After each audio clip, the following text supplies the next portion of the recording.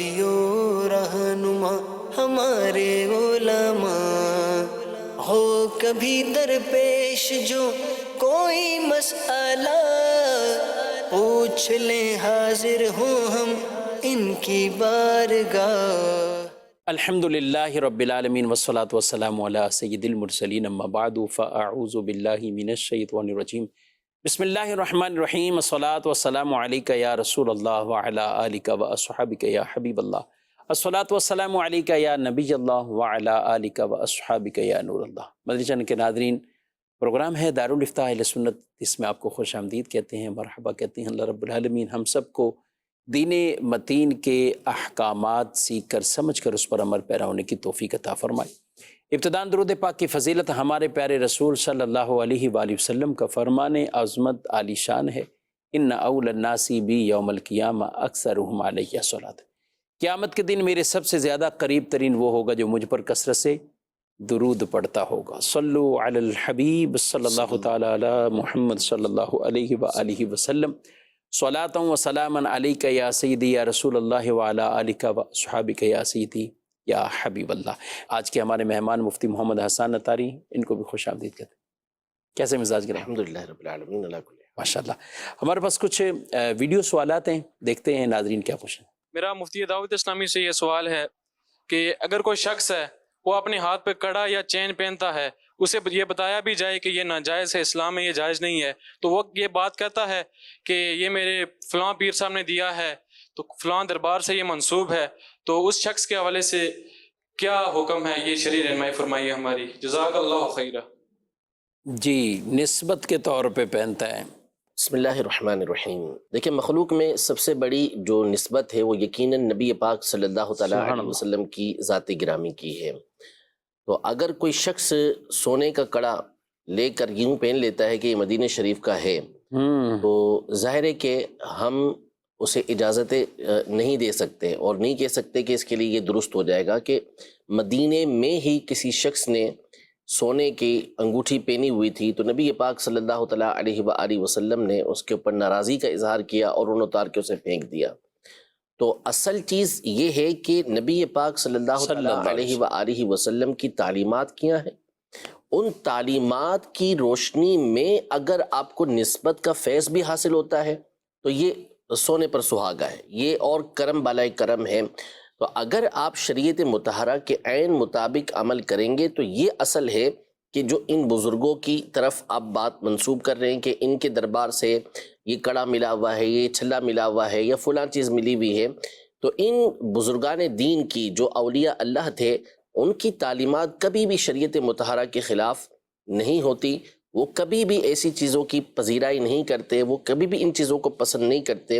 یہ بعض لوگ ہوتے ہیں کہ جو کاروبار چمکانے کے لیے ان کے مزاروں کے پاس اس طرح بیٹھ جاتے ہیں اور خلاف شرع ایسی چیزیں وہ بیچ رہے ہوتے ہیں کہ جس کا استعمال کرنا یہ جائز ہی نہیں ہوتا۔ تو ایسا مرد کے لیے کڑا پہننا، لوہے کا کڑا ہو یا سونے کا کڑا ہو یا چاندی کا کڑا ہو، یہ جائز نہیں۔ اسی طرح خلاف شرع جو انگوٹھی ہے اسے پہننے کی بھی اجازت نہیں۔ انگوٹھی ایک مخصوص چاندی کی انگوٹھی کہ جو 4.5 ماشا سے کم کی ہے، چاندی کی بنی ہوئی ہے، ایک نگینہ اس میں لگا ہوا ہے، بغیر نگینے کی بھی نہیں ہے اور ایک سے زیادہ نگینے بھی نہیں ہے، یہ مخصوص نوعیت کی ایک مخصوص طرح کی انگوٹھی کی اجازت شریعت مطہرہ نے دی ہے۔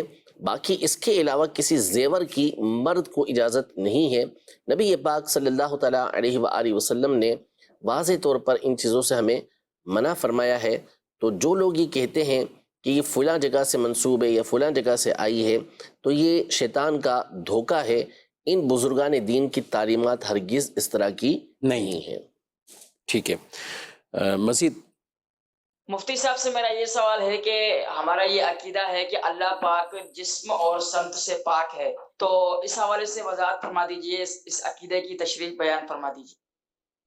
جی ہاں، بالکل، اللہ پاک کی ذات کے حوالے سے یہ عقیدہ رکھنا ہر مسلمان کے لیے، جسم اور جسمانیات سے، سمت سے، تو کیا اس کا کچھ خلاصہ بیان؟ اصل میں دیکھیں، اللہ پاک نے ارشاد فرمایا لیس کمثلہ شیء، اللہ کی مثل کوئی چیز نہیں ہے۔ لا تدرکہ الابصار وہو یدرک الابصار، جو بصارتیں ہیں یعنی ابصار یعنی آنکھیں اور اسی طرح ذہنی جو فکر ہے وہ اللہ کی ذات کا ادراک نہیں کر سکتی، اسے گھیرے میں نہیں لے سکتی۔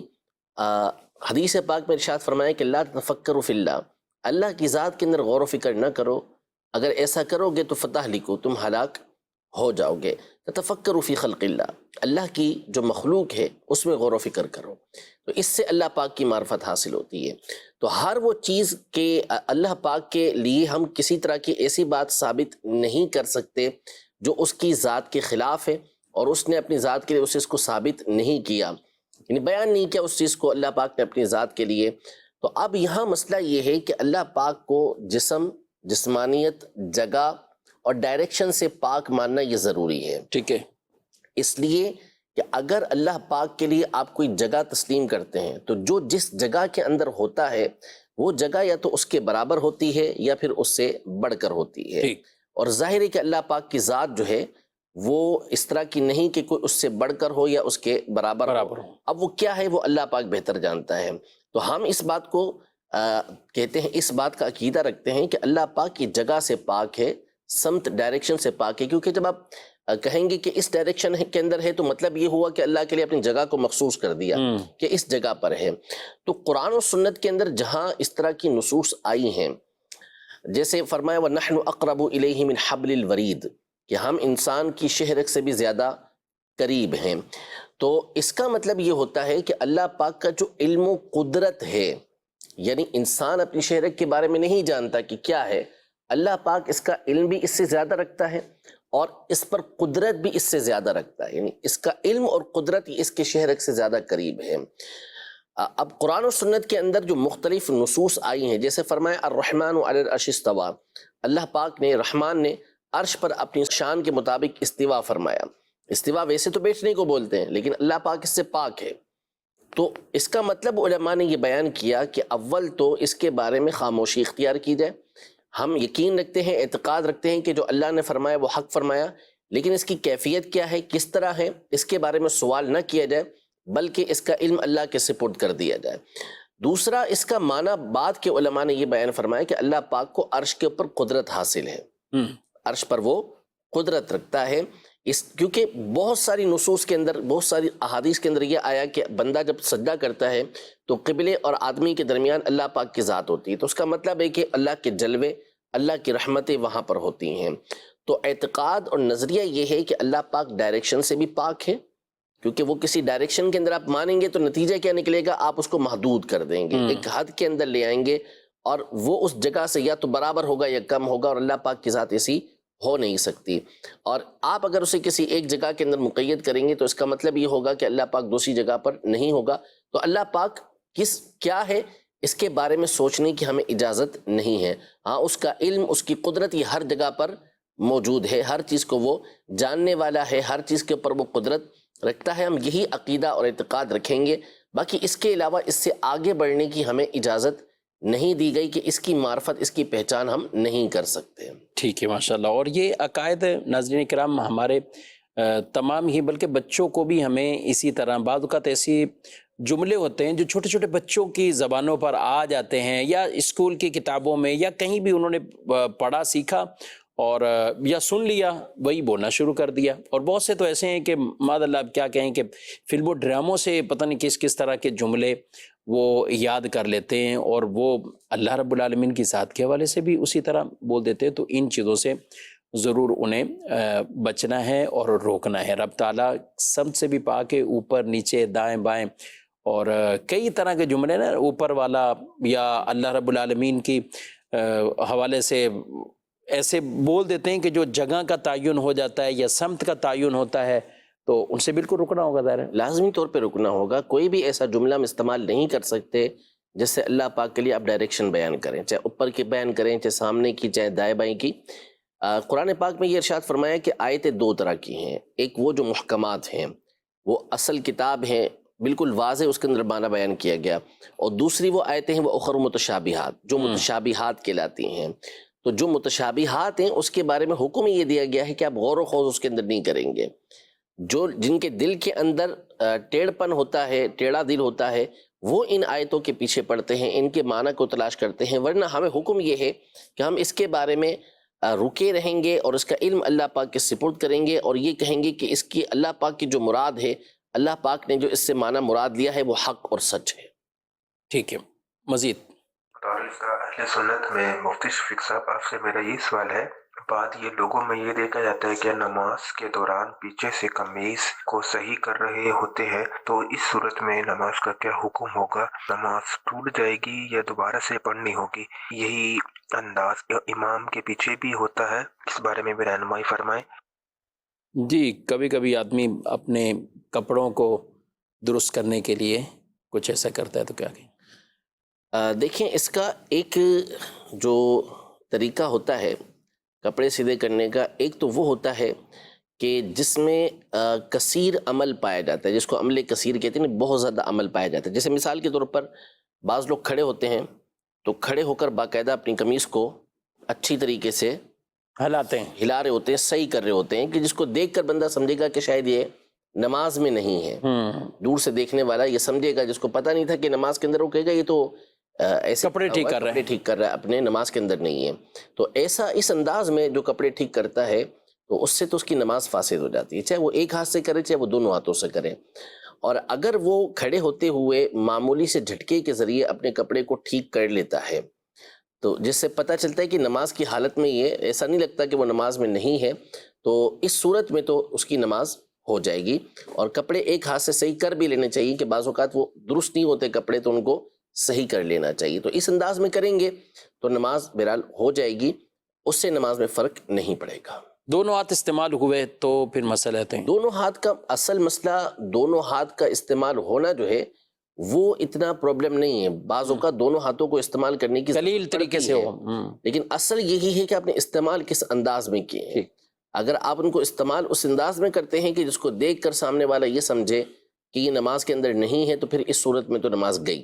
اور اگر آپ نے اس انداز میں استعمال نہیں کیا تو پھر اس صورت میں نماز نہیں جائے گی۔ ٹھیک ہے، دار و مدار اسی پر ہی ہے۔ اور یہ چیزیں بعض لوگ اپنی عادت ہی بنا لیتے ہیں، کپڑے ان کے جسم کے ساتھ چپکے ہوئے یا پھنسے ہوئے نہیں بھی ہوں تو بھی ان کی عادت ہوتی ہے کہ جیسے ہی انہوں نے رکوع سے اٹھنا ہے تو کپڑوں کو جھٹک دیں گے، ان کی عادت یہی بنی۔ ایک تعداد ہے نا، نماز شروع کرنی اللہ اکبر کر کے ہاتھ باندھیں، نہیں، اللہ اکبر ہاتھ چھوڑیں گے پھر دوبارہ۔ بڑے اسٹائل ہوتے ہیں، یہ بھی عجیب اسٹائل ہے۔ اللہ اکبر کہہ کے ہاتھ کو یوں کریں گے پھر یوں لے کر آئیں گے۔ اچھا، وہ پیچھے بھی کریں گے تھوڑے، پیچھے بھی، یعنی کیوں تھوڑا سا پہلوانی کرنی ہے، کیا کر رہے ہیں معاذ اللہ؟ نہیں، وہ بس سمجھتے ہیں کہ یہ جو خوبصورت ایک انداز بنے گا، تو ایسا نہیں ہے۔ سنت مبارکہ یہی ہے کہ اللہ اکبر کہہ کے فوری طور پر ہاتھ باندھ لینے چاہیے، ہاتھ باندھ لیں، تاخیر نہیں کرنی چاہیے۔ اور یہ میں سمجھتا ہوں کئی چیزوں میں ہی شامل ہو گیا نا۔ اب وضو کرتے ہیں تو اب یہ پورے ہاتھ دھو لیے، اب اس کے بعد یہ پانی جو ڈالتے ہیں یہ کیا کر رہے ہیں؟ یعنی ایک اس کو بھی عادت بنی ہوئی ہے، عادت بنی ہوئی نا، یعنی خواہ مخواہ کی یہ عادت ہے، اور سنت کی تکمیل بھی نہیں ہے اس حوالے سے۔ جب سنت تو اب دھو لیا آپ نے، اور 3 مرتبہ جو اعضاء پر پانی بہانا ہوتا ہے تو وہ آپ نے کر لیا، اب اس میں یہ چیز نہیں۔ تو اضافی جہاں جہاں بھی ایسی چیزیں کہ آپ کی اگر وہ عادت میں کچھ ایسی شامل ہو گئی ہیں تو آپ ضرور اس میں اپنی اصلاح کریں، نماز کو درست طریقے سے پڑھیں۔ سردی کا موسم ہے تو کھانسی بھی کئیوں کو عادت ہی ہے۔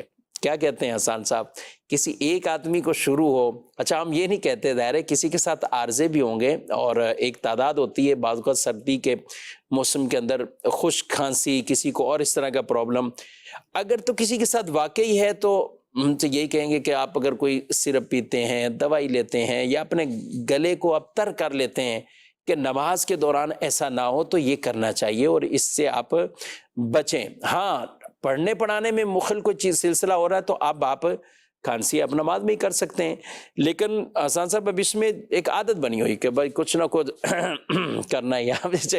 اچھا ایک نے کیا ہے تو پھر شاید پوری سب سمجھتی ہے کہ کرنا ہے ہمیں سردی میں۔ جی، اصل میں دیکھیں، ویسے بھی حکم شرعی یہ ہوتا ہے کہ جب ایسے معاملات ہوں تو حتی الامکان بندے کو اپنے آپ کو روکنا چاہیے۔ واقعی اسے کھانسی آ رہی ہے تو بھی کوشش کرے اولاً کہ یہ آواز اس کی نہ نکلے، اور اگر نہیں برداشت کر سکتا، کھانسی ایسی ہی اسے آ رہی ہے اور مجبور ہے تو پھر وہ کھانسے، لیکن اپنی آواز کو کم رکھے۔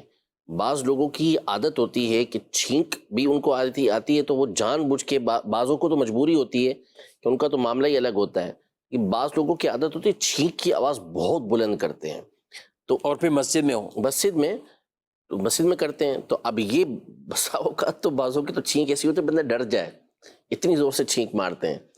تو حالانکہ آداب چھینک میں یہ ہیں کہ آواز ہمیشہ آہستہ رکھنی چاہیے، پست کرنی چاہیے، نیچے کرنی چاہیے، کوشش کرنی چاہیے بندے کو کہ آواز کم سے کم نکلے.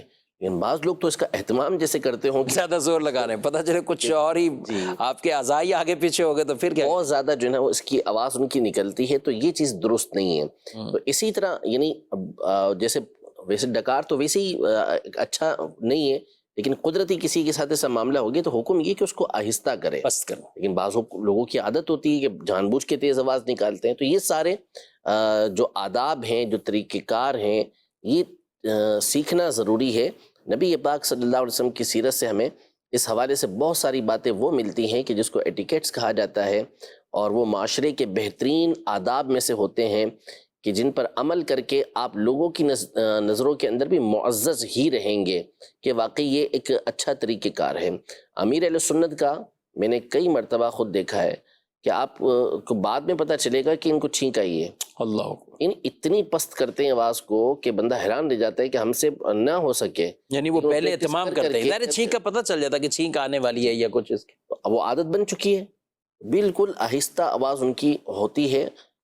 ہم سے نہیں ہو سکے اتنی آہستہ آواز، لیکن انہوں نے پریکٹس کر کر کے جب بھی چھینک آئی تو اپنی آواز کو اتنا پست کر لیا، تو نتیجہ یہ نکلا کہ اب عادت بن چکی ہے ان کی. عادت بن چکی.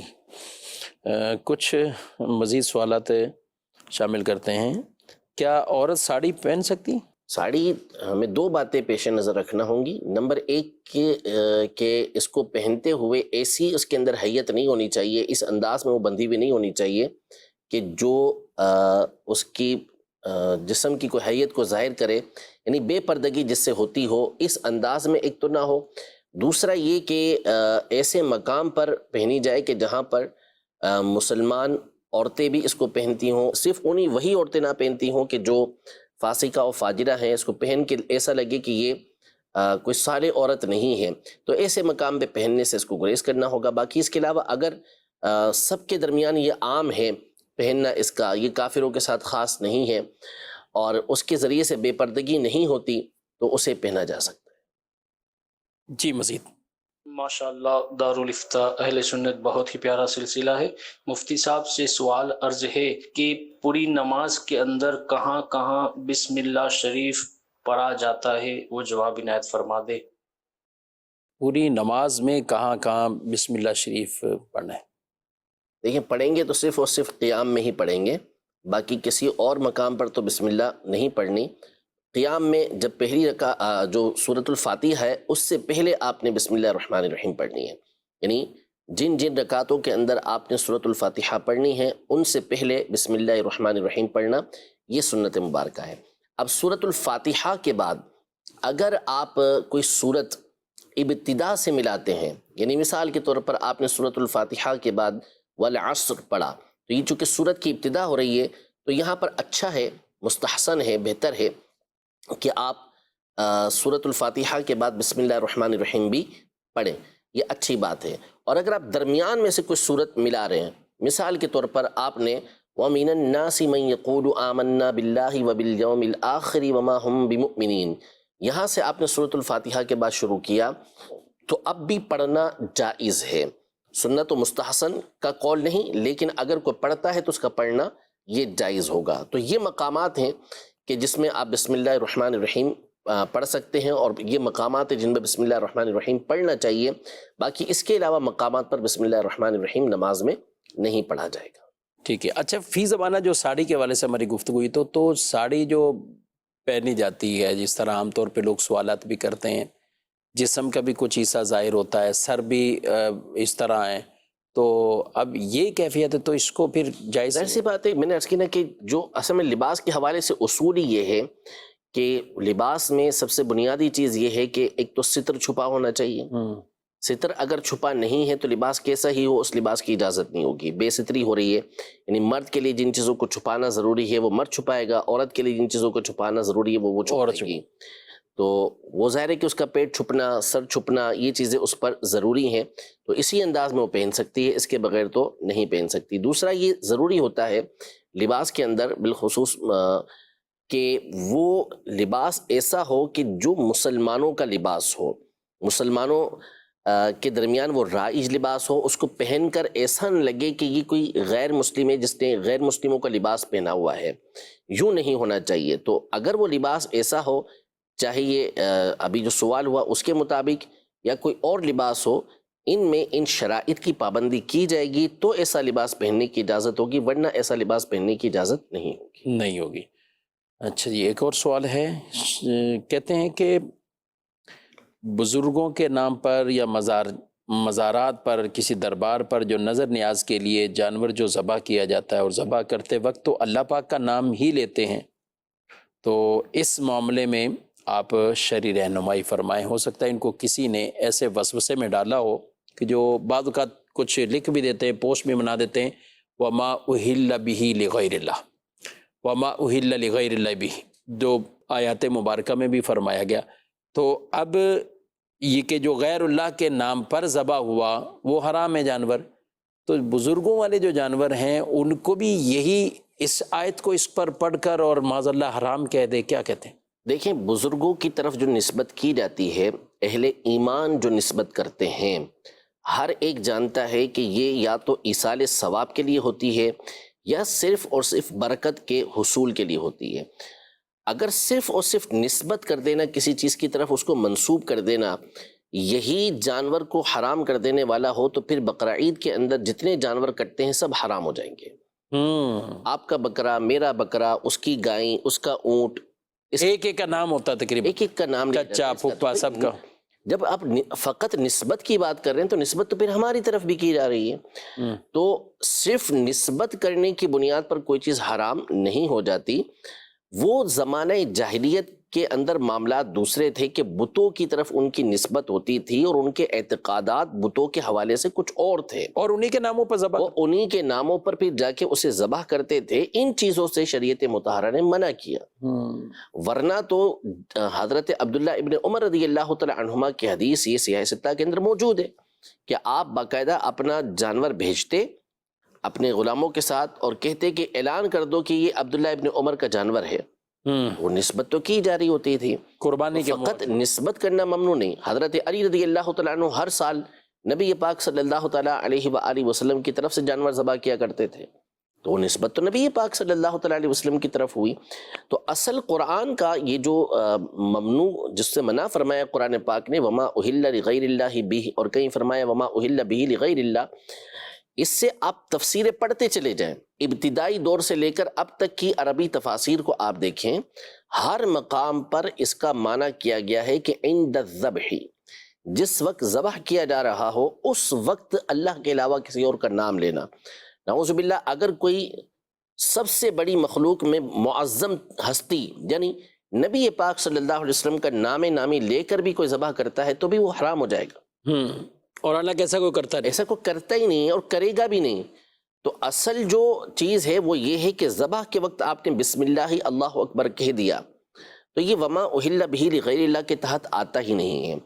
اہل کا مطلب ہے آواز کو بلند کرنا، اور یہ عند الذبح، ذبح کے وقت جو ہے وہ آواز کو بلند کیا جاتا تھا، اور وہ بسم اللہ، بسم العزیٰ، اس طرح کے الفاظ کہہ کے جانور کو ذبح کرتے تھے۔ تو اس سے منع کیا گیا کہ تم نے جو ذبح کرنا ہے وہ اللہ تبارک و تعالیٰ کے نام کے اوپر کرنا ہے۔ اور یہ تو میں نے بیان کر دیا کہ عبداللہ ابن عمر رضی اللہ تعالیٰ عنہما کا، حضرت علی رضی اللہ تعالیٰ عنہ کا فعل، باقی اس کے علاوہ کتب فقہ کے اندر صراحتیں موجود ہیں اس حوالے سے، اور تفاسیر کے اندر بھی اس بات کی وضاحت کی بھی ہے کہ اس کو جو ممنوع قرار دیا گیا ہے وہ ذبح کے وقت جو غیر اللہ کا نام ہے اس سے لینے سے منع کیا گیا ہے، اور وہ جانور پھر حرام ہو جاتا ہے۔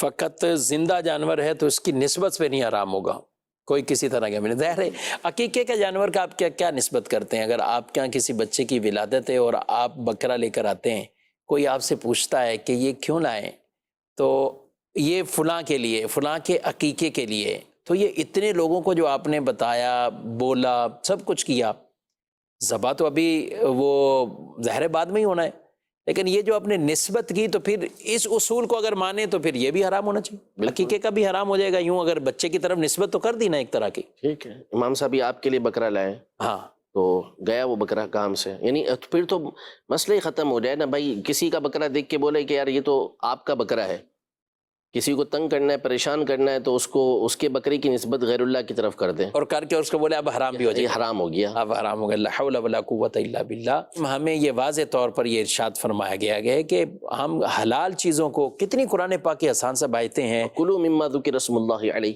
جی، جس پر اللہ کا نام لیا گیا اس کو کھاؤ، تو اللہ ہی کا تو نام لیا جا اور رہا ہے۔ جس کو اللہ نے حرام نہیں کیا اس کو حرام قرار دینے میں، جی بالکل۔ لا تحرموا طیبات ما حل اللہ لکم، تم اسے حرام نہ کہو جو اللہ نے تمہارے لیے پاک رکھا ہے، اور جو پاکیزہ چیزیں بیان کی گئی ہیں، تو ان چیزوں کو ہم اپنی مرضی سے نہیں کچھ کہہ سکتے۔ حلال وہ بھی واضح، حرام وہ بھی واضح، بلکہ حلال جانوروں میں ہم اگر پڑھیں سورہ مائدہ کے اندر شروع کے اندر ہی تو حرام جانوروں کی پوری ایک لسٹ بیان کر دی گئی، فہرست پوری بیان کر دی گئی، یہ مردار ہے، فلاں ہے، جس کو بغیر کسی دھار والے کوئی آلے کے بغیر کسی کو مار دیا ہو، کسی دوسرے گلا گھونٹ جانور دیا، نے اوپر سے گر گیا، سینگ مار کر اسے مار دیا ہو، گر گیا ہو، اور اسی میں وہ بتوں کے نام والا بھی ہے کہ جس نے ان کے ناموں پر جو ذبح کیے ہیں۔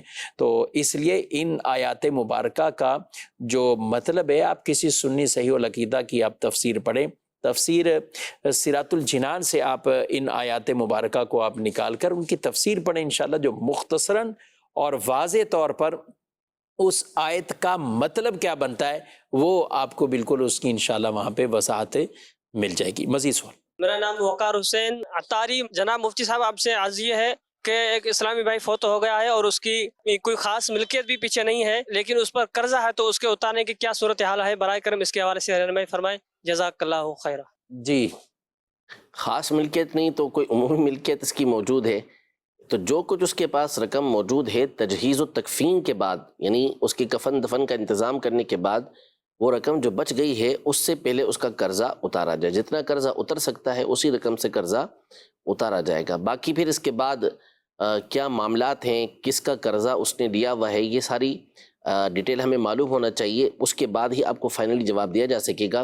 لیکن اب اگر اس کے پاس کچھ بھی موجود نہیں کہ جس کی وجہ سے اس کا قرضہ اتارا جا سکے، تو پھر اس صورت میں بہتر تو یہی ہے کہ اس کے جو قریبی لوگ ہیں اس کی طرف سے وہ قرضہ ادا کر دیں، جبکہ معلوم ہو کہ واقعی اس کے اوپر قرضہ ہے، ورنہ کسی دوسرے پر اس کا قرضہ ادا کرنا یہ لازم نہیں ہوتا۔ جی، مزید سوال؟ میرا مفتی صاحب سے یہ سوال ہے کہ اگر جس کی داڑھی چھوٹی ہے اس کے پیچھے ہماری نماز ہو جائے گی؟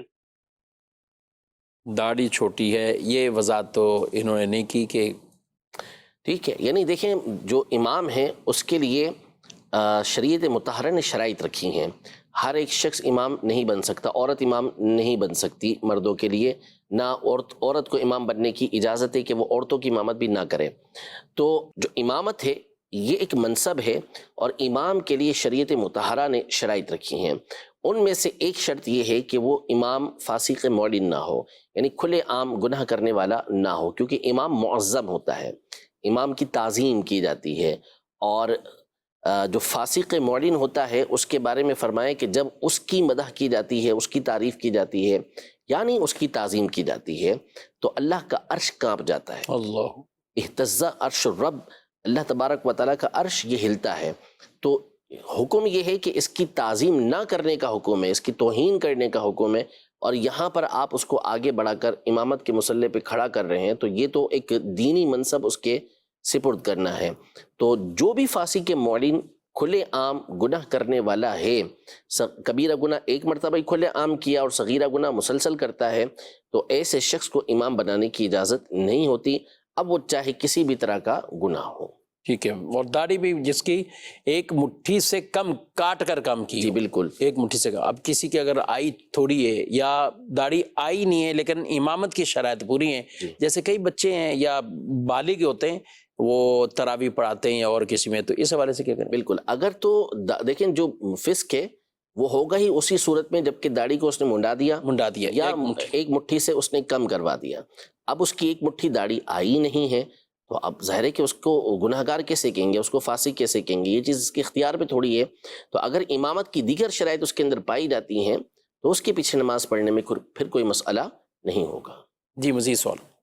اس اس میں نا انہوں نے کپڑے سیدھے کرنے کا ایک مسئلہ بتایا کہ کھڑے ہو کر کپڑے سیدھے بندہ کرتا ہے دونوں ہاتھ سے، تو اگر سے کرتا ہے کہ پتہ چلے کہ یہ بندہ نماز میں نہیں ہے. اگر بندہ اتحیات کی حالت میں ہے، بیٹھا ہوا ہے نیچے، تو دونوں ہاتھوں سے بندہ کرتا ہے، قمیض کو سیدھا کرتا ہے بندہ، تو کیا یہ نماز میں کمی پیشی ہوتی ہے یا کوئی نماز ہو جائے گی یا؟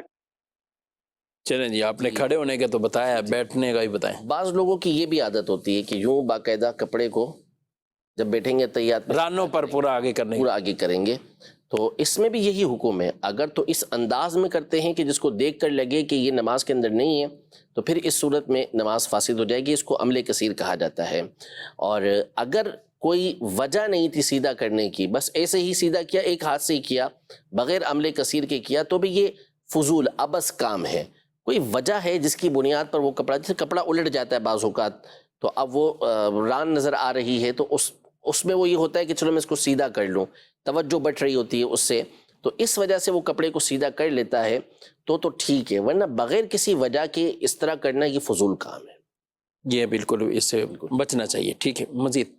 محمد سلمان اتاری، کہروڑ پکا، ضلع لودھرا سے عرض کر رہا ہوں حضور. میرا مفتی صاحب سے سوال یہ ہے کہ اگر کوئی شخص نماز میں 2 سجدے ہوتے ہیں، اگر بھول کر ایک سجدہ کر دے تو اس کے لیے نماز کا کیا حکم ہے؟ اور اگر 2 سجدوں کی جگہ 3 سجدے کر دے تو اس کے بارے میں حضور کیا حکم ہے؟ اگر دوسری رکعت میں یہ کیفیت ہو اور اگر چوتھی رکعت میں 4 رکعت والی نماز میں غلطی سے 2 کی جگہ 3 سجدے کر دیے یا 2 کی جگہ 1 سجدہ کر دیا، تو اس کی کیا صورت بنے گی نماز کو درست کرنے کی؟ جی، جب 3 سجدے کر لیے غلطی سے، بھول سے، تو سمپل یہ ہے کہ آخر میں اس نے سجدہ سہو کرنا ہے، اس سے اس کی نماز ہو جائے گی. اور اگر 1 سجدہ کیا ہے تو اس کا حکم یہ ہے کہ اسے جب یاد آیا تو بھلے وہ آخر نماز کے اندر 2 کی جگہ 3 سجدے کر لے، اور پھر اس کے بعد جو ہے وہ سجدہ سہو وہ کرے گا، تو اس سے اس کی نماز ہو جائے گی. یعنی اس نے ایک سجدہ جو چھوٹا ہے اس کو ادا بھی کرنا ہے، اور پھر اس کے بعد سجدہ سہو بھی اس نے کرنا ہے، تو یوں اس کی نماز مکمل ہو جائے گی. یعنی پہلی رکعت کا بھی چھوٹا ہوا تو وہ پھر آخر میں کر سکتا ہے، اس میں کوئی حرج نہیں ہے. فوراً کرنا پھر اس میں اگلی رکعت میں یا آخر میں کرے. یعنی دونوں چیزوں کا اختیار ہے اسے، چاہے تو اسی وقت کر لے اور چاہے تو پھر آخر کے اندر. سجدہ صاحب ہر صورت کرنا ہے. جی، ہر صورت. کہتے ہیں کہ میت کو سلے ہوئے کپڑے پہنا سکتے ہیں؟ خلاف سنت ہے. سنت مبارکہ جو جس انداز کا کفن ہمارے دیا جاتا ہے اسی انداز میں کفن دیا جائے گا، ورنہ بہرحال اگر اس کا جسم اس سے چھپ گیا تو کفن کا جو فرض ہے وہ ادا ہو جائے گا، لیکن یہ سنت کے بہرحال برخلاف ہے. سنت اس طرح کفن دینا نہیں ہے. عورتوں کو بعض علاقوں میں ہوتا ہے کہ یعنی عورتوں کو جو شلوار وہ سلی ہوئی پہنا دیتے میت کو، عورت میت جو خلاف سنت ہے، وہاں بھی خلاف سنت ہے. یعنی عورتوں کے لیے تو ویسے ہی شریعت مطہرہ نے جو پردے کا اہتمام یعنی 5 کپڑے رکھے ہیں جی، اور مردوں کے لیے کفن کے جو کپڑے ہیں وہ 3 کپڑے، لیکن خواتین کے لیے اور عورتوں کے لیے ان کے لیے 5 کپڑے ہیں، اور اس میں باقاعدہ ستر وغیرہ پورا وہ جو ضروری ہیں وہ سب معاملات اس میں پورے ہو جاتے ہیں. اس لیے یہ انداز نہیں اپنانا چاہیے سلے ہوئے کپڑے. بہت سے لوگ پھر کفن پر کئی چیزیں زائد ہوتی ہیں. یعنی مجھے بھی کسی نے بتایا کہ ابھی سردی کا موسم ہے تو کوئی اوپر بھی موٹی بڑی چادر ڈال کر یعنی تدفین کرنا ہے تو بڑے بڑے اس کے اوپر بھی ڈال دو. یہ تو بالکل غلط طریقہ کار ہے. جو اب وہ قبر کے اندر چلا گیا اس کو سردی گرمی سے کوئی معاملہ اس کو نہیں، اس کے اب اعمال اس کے ساتھ ہیں. اللہ پاک نیک عمل کرنے کی توفیق دے اور ہم سب کو ایمان پر ہمارا خاتمہ فرمائے، ایمان پر استقامت عطا فرمائے، ہماری نسلوں کو بھی استقامت عطا فرمائے. ناظرین اکرام، پروگرام آپ نے ملاحظہ کیا، ہمارے پروگرام کا وقت اپنے اختتام کو پہنچا. آپ سے اجازت چاہتے ہیں. فی امان اللہ. ہادیو رہنما ہمارے علماء، ہو کبھی درپیش جو کوئی مسئلہ، پوچھ لیں حاضر ہوں ہم ان کی بارگاہ.